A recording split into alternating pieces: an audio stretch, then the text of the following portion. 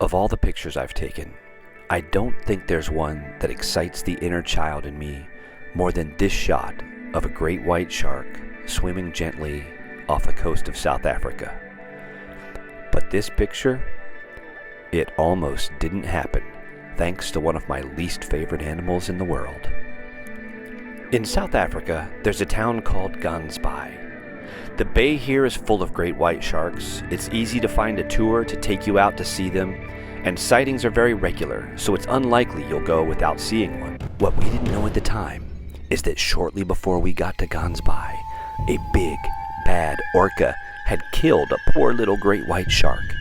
And when that happened, all the other great white sharks fled the bay, which meant because of the orca, Michelle and I were now in a position where the place we had gone to, famous for great white shark sightings, had no great white sharks. We had to come up with a plan B. Plan B involved a very early start. Never Michelle's favorite thing to do. But we managed to haul ourselves out of our bed in Gansbaai and hit the road, and before we knew it, we were in Cape Town. Cape Town's not exactly a popular place to see great white sharks, but they had seen a few over the last couple days, so we were hopeful. The ride into the bay, well, it was rough to say the least. It felt a little bit like this. But before we knew it, we were in neoprene from head to toe, and we had dropped off into the cage that was at the back of the boat.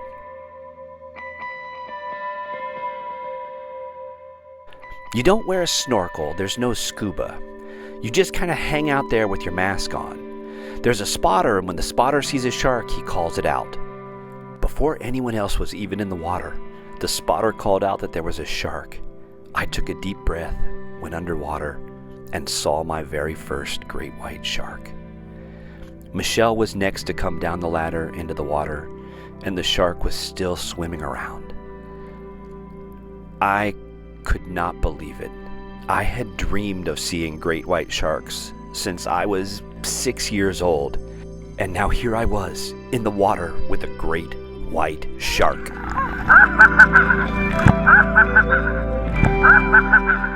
To say the least, I was a bit excited. There were about 8 of us that had gone out that day to swim with the sharks. We didn't all fit in the cage at the same time, so we divided into 2 groups. Michelle and I, we were in the first group that went in. The plan was that we would spend about a half an hour with the sharks, and then we would come out of the water, and the other 4 divers would go in. So I knew I had 30 minutes to spend with the sharks. There were 2 of them. They never came by at the same time. First one would be there, and then the other, and they would trade off. Every minute I was in the water with those sharks was like a gift to me, like a dream that I had had since I was a young boy. I watched them marveling at how beautiful they were, at how graceful they were, about how perfect a design they are to have not changed in so many millions of years. They were amazing.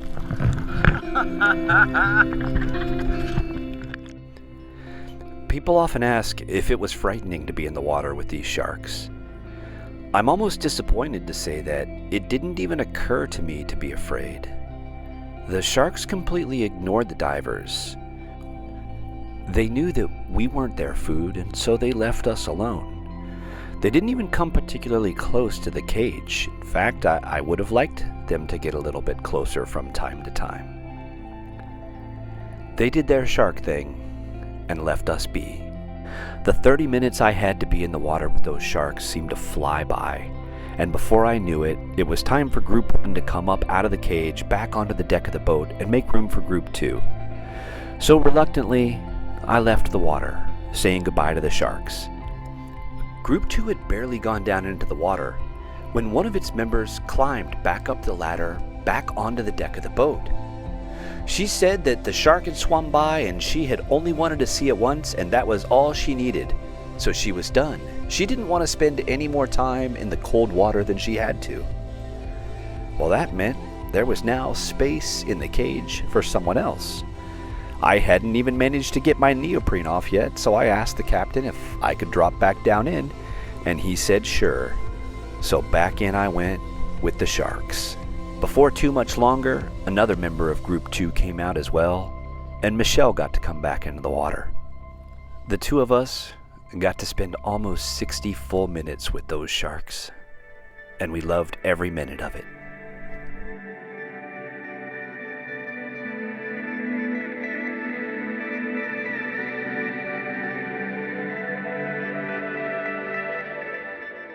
Eventually, one of the sharks caught hold of one of the lures that the captain was throwing out and put on quite a show for us.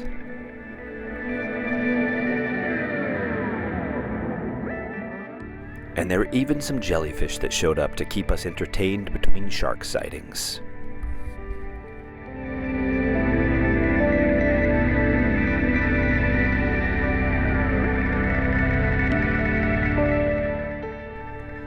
You might think we'd get bored just watching fish swim back and forth in front of a cage, but you'd be wrong. If we weren't watching the jellyfish, we would just hang out in our cage, popping our heads up and talking about how lucky we were to be there. Every now and then, the captain would call out there was a shark.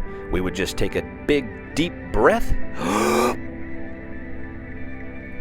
and watch it swim in front of us some more.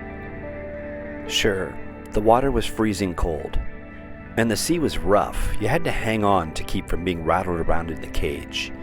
And one of the other passengers on the boat, well, he didn't deal too well with the rough seas. He kept throwing up off the side of the boat into the water that we were swimming in.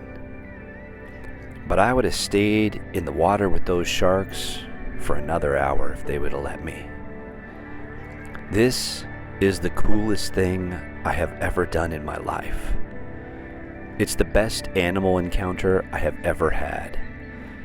It gave me some of the pictures that I cherish the most that I have taken. And I will never, ever forget that hour that I got to spend in the waters with those great white sharks.